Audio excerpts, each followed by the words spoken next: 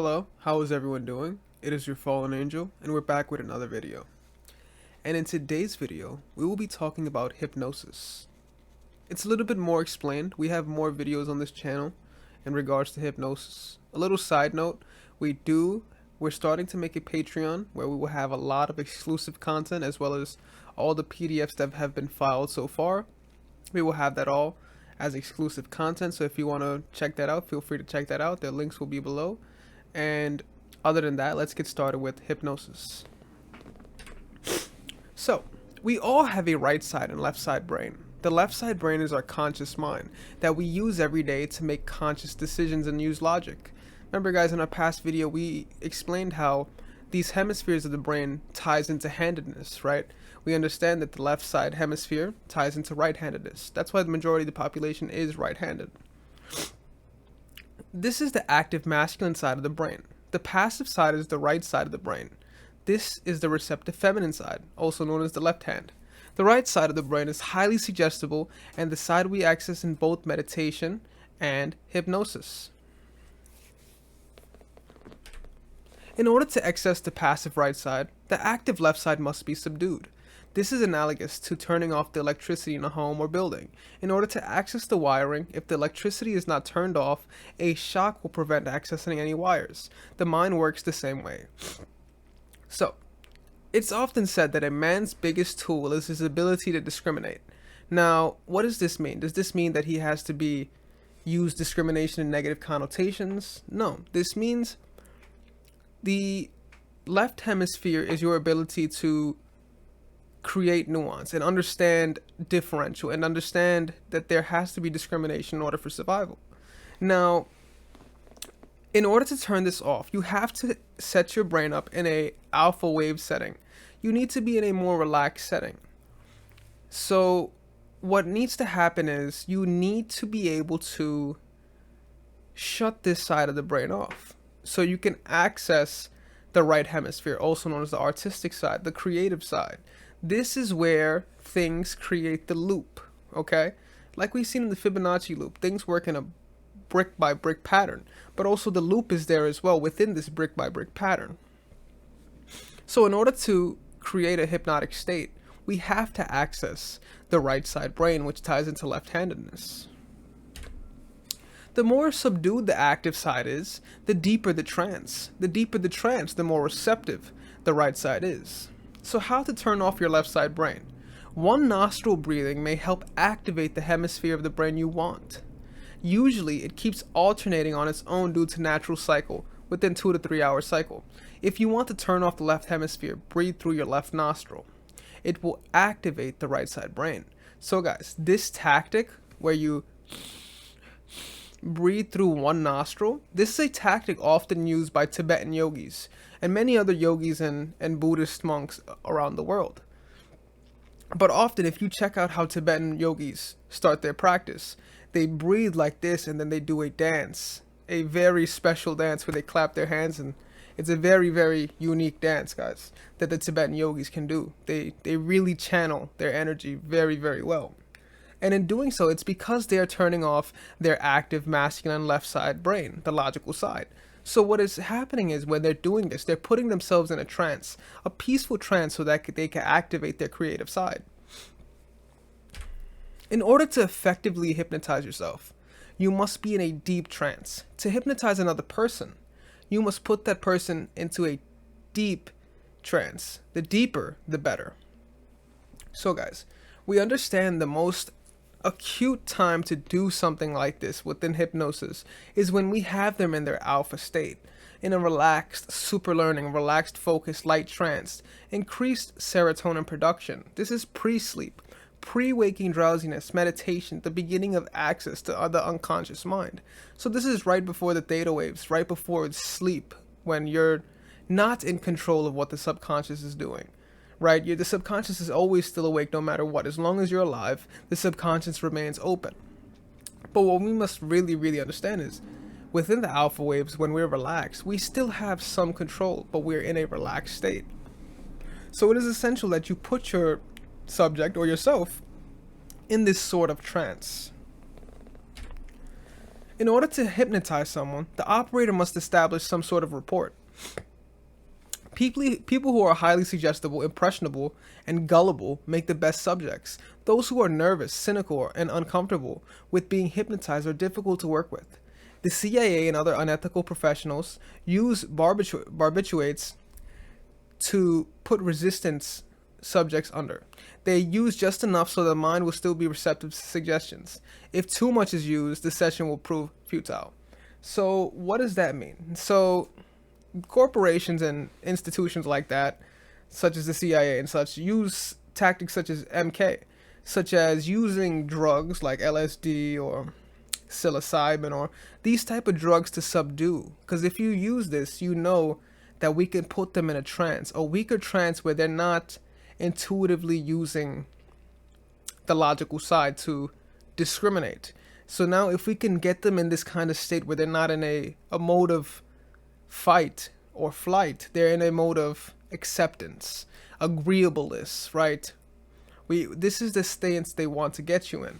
So this is why often they use either younger people, they use women, they use people that are often highly impressionable, highly malleable, right? They want people that will bend to their will, right?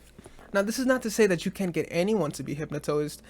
You can get anyone to be hypnotized. You just have to get them in the right setting. You have to get them in the right state of mind. Therefore, you have to use your wording correctly, tonality correctly. You have to be confident in what you're saying and how you say these things. Because the way you say them and formulate your sentences is what's going to drop their what is the terminology for it? Drop their guard, right? You want them to drop their guard so that they trust you. And they trust that what you're doing is true or is to put them in a hypnotic state. Whether this be for power reasons, whether this be to help them get over something, whether this be to help them get over a fear, whether this be to completely put them under your will, which has happened in many of these institutions. They do this to make sure that they can have control over you. So what we're doing in this slideshow is to help you understand hypnosis so that not only can you use it for yourself or maybe help others, but to avoid it happening to you. The success of the session depends upon how the set mind is regarding the suggestions. Chronic and long-standing problems, deep-seated hang-ups, and mental blocks require many sessions to overcome. The suggestions and affirmations must be repeated and repeated to break down walls in the mind. So guys, often when people are not as malleable to suggestion, we have to break down these walls because they have predetermined ideologies. Think about people that have prejudice or these predetermined notions. When we talk about even old people, right? They are very set on certain boundaries and set on ideals. It is very, very difficult to get them to break certain patterns because they've been doing it for so long and they've been thinking the same thought for so long that they're not able to reprogram their brain. They're not able to use the new grooves within their brain. So this is where LSD, psilocybin, and various other drugs are used to allow them to get in a state of trance. Now, you don't need any drug to use to potentially get them in a trance. You need amalgamate of sessions. You need sessions. You need to keep working with whatever client you're working with, whether it be yourself or whatever client. You need to keep working with them.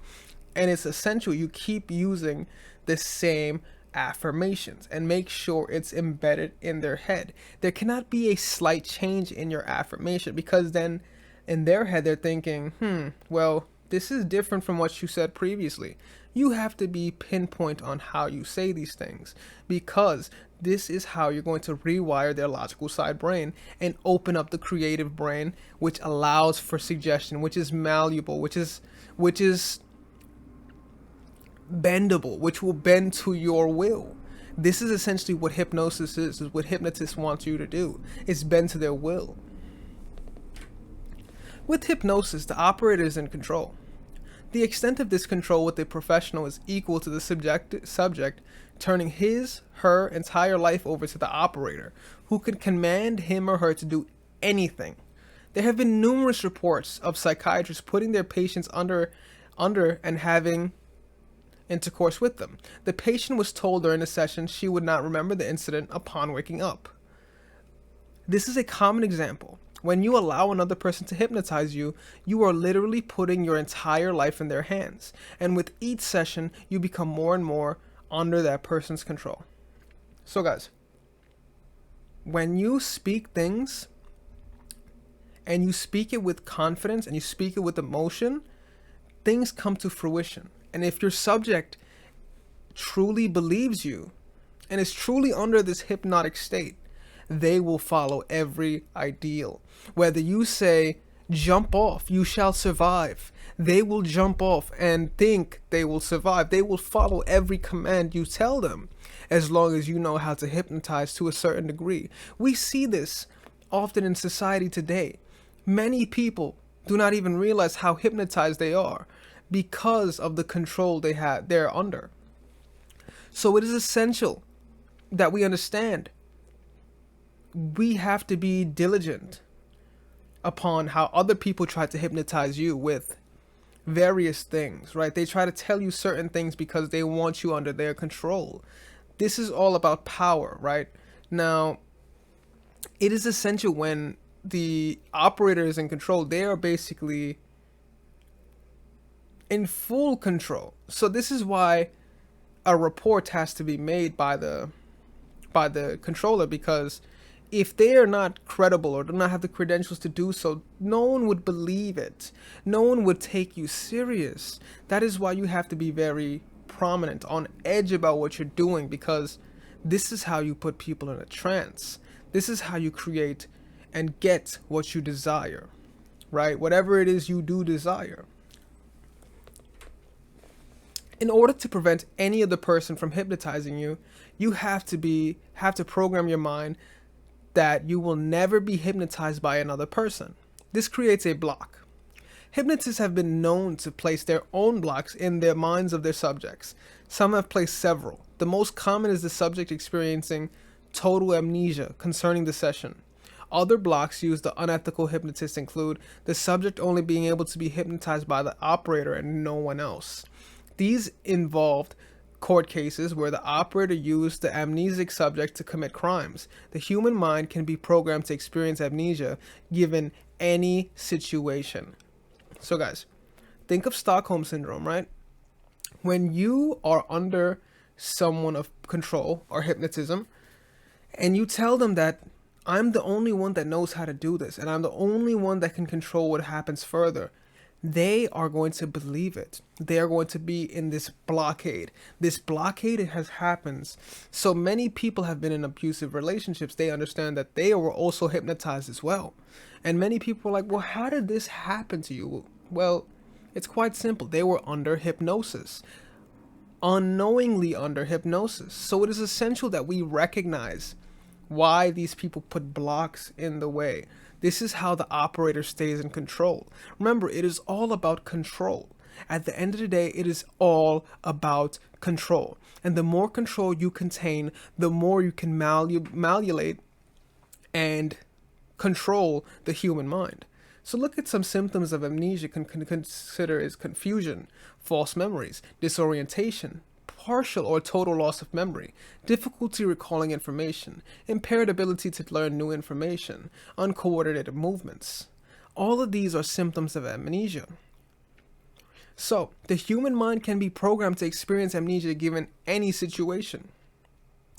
Therefore, it is essential you have to place your own blocks in order to avoid getting hypnotized from somebody else. Because if it allows someone else to give you these blocks, they will have more control over you, right? Then you will be malleable to their regime.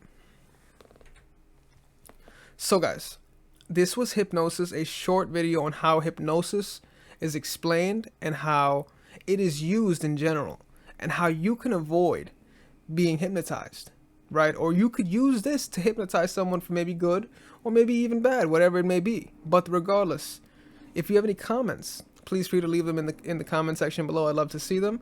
This is your fallen angel, and I am out.